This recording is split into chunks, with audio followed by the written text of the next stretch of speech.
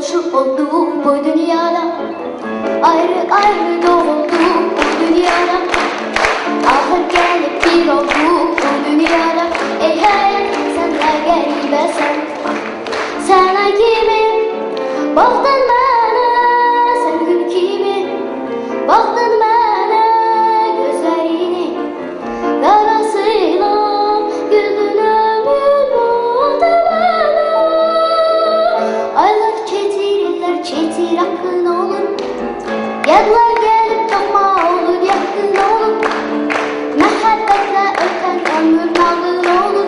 Ey hayat sen de garibesin. Ey hayat sen de garibesin. Bu ilgarı yaşattı canımızda, gençlik eşki kaynattı canımızda. Kohum oldu atamız anamızda. Ey hayat sen de garibesin. Sana kimi baktın bana, sen gül kimi baktın bana, gözlerini karasıyla güldün ömür oldu bana. Aylar çetirirler, çetir akın olur.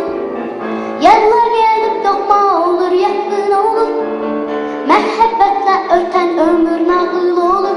Ey hayat sen de garibesin. Ey hayat sen de garibesin. La la la la la la la la la la. La la la la la la la la la la. La la la la la la la la la.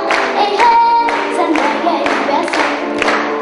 Sana kimi baktın bana, sen gül kimi baktın bana, gözlerini karasıyla güldün ömür oldu bana.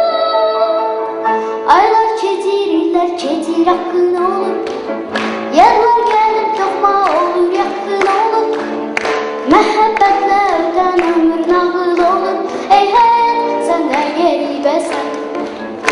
Ey hayat sen de garibesin. Ey hayat sen de garibesin.